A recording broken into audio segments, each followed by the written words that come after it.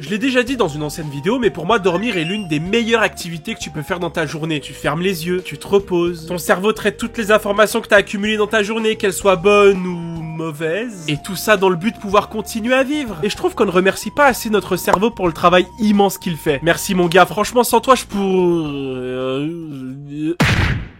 Il est mort. Ça veut dire que je peux enfin réaliser mon plus grand rêve. Durant ce traitement d'informations, il arrive qu'à certains moments, notre cerveau dérape complètement en nous faisant vivre des histoires ou des situations sans notre consentement. Et on appelle ça des rêves.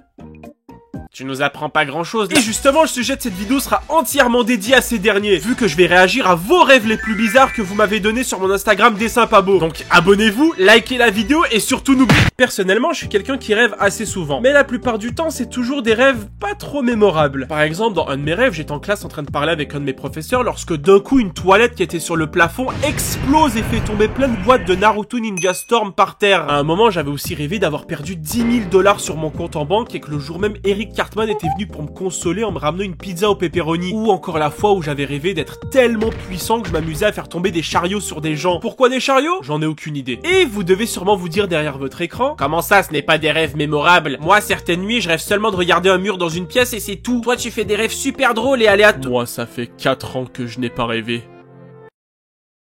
Je dis qu'ils ne sont pas trop mémorables parce que je connais mon cerveau. Et je sais à quel point il peut être super créatif. Mais arrêtons de parler de moi car maintenant vous êtes sur le devant de la scène. Et d'ailleurs, en même temps de réagir à vos rêves, je vais aussi essayer de les comprendre et de les expliquer avec les connaissances que j'ai sur le monde des rêves, vu que je suis un expert. Un jour, j'ai rêvé qu'un bus avait foncé dans un mur, ce qui l'a fait exploser. Ensuite, des chevaux avaient foncé dans le mur et ils avaient eux-mêmes explosé. La police, les pompiers et une ambulance avaient eux aussi foncé dans le mur. Après, Kirby était sorti du toit du bus et en même temps, la musique de fin des jeux Kirby s'était lancée. Et tout le monde autour avait commencé à applaudir. Waouh, c'est... original? Non mais plus sérieusement, je suis allé voir sur internet s'il pouvait y avoir une signification qui aurait pu m'aider à comprendre comment quelqu'un peut rêver de toute cette situation. Et il n'y avait rien. Le seul truc qui s'en rapprochait, c'est que d'après des experts, et je précise que c'est à prendre avec des pincettes, rêver d'accident de voiture peut signifier que tu as commis une erreur de parcours dans ton évolution personnelle. Mais à ce point-là, avec ton rêve, ce n'est plus une erreur dans ton évolution perso. T'as commis une erreur contre le développement de notre planète. Ton rêve est littéralement la représentation de la destruction de notre monde. T'as des chevaux qui représentent la nature, le bus qui représente les citoyens, la police, les pompiers et l'ambulance qui représentent nos institutions. Et tout ça finit où? Explosé sur un mur. Et en plus, il y a Kirby. Une petite boule rose toute mignonne pour vous. Mais pour moi, je ne vois qu'une créature démoniaque. Le dévoreur d'univers. Il possède un appétit infini. Il se bat contre des calamités interplanétaires sans aucun souci. Et personne ne sait ce qui se passe avec tous ceux qui l'avalent.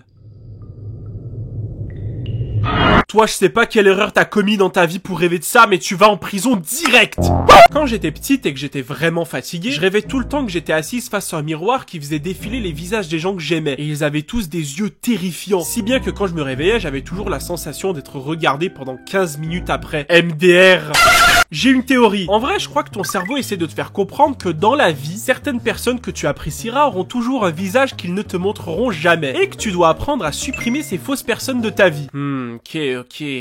Donc quand tu dis supprimer, je dois les éliminer, hein? Oh non, c'est pas ce que j'ai rêvé que j'étais allé aux toilettes et qu'en tirant la chasse d'eau, je me suis fait aspirer dans la tuyauterie. Puis en cherchant mon chemin dans les égouts, j'ai atterri dans un village de Clash of Clans. Un ermite nous a ordonné d'aller attaquer un autre village. J'y suis allé et je devais lancer de l'eau glacée sur les ennemis. J'allais te dire que ton rêve était incroyable, mais ça ne devait pas être le meilleur moment lorsque tu devais lancer de l'eau sur un géant. D'ailleurs, est-ce que vous jouez à Clash of Clans? Et je ne vous pose absolument pas cette question juste pour flex le fait que je sois HDV 14. Non, quand même pas. J'ai un jour fait le rêve d'être un super-héros qui avait le pouvoir de créer n'importe quoi à partir de chats. Donc si je voulais avoir une épée, c'était une épée chat. Si je voulais avoir une grenade, c'était une grenade chat qui, lorsqu'elle explosait, faisait apparaître plein de chats. Ok, waouh, j'adore ce pouvoir. Vous imaginez la puissance qu'une personne pourrait avoir avec ça? Bon, d'accord, il faut toujours avoir des chats sous la main. Mais en vrai, ce n'est pas trop un problème. Parce qu'imaginons que la création de trucs soit infinie. Ça veut dire que tu peux créer à partir d'un chat un générateur de chats. Oui, mais comment tu fais pour les transporter durant un combat? Ah, c'est simple. Ce même générateur de chats te les créera en version miniature. Donc tu pourras en avoir plein dans ta poche. Je ne crois pas que c'est de la cruauté animale. Ok, alors des chats qui sont en miniature et qui ne ressentent aucune émotion et ne sentent rien. Oui, mais là c'est horrible, tu crées des êtres vivants uniquement pour les utiliser. Ok, alors des chats qui sont en miniature. Oui, mais...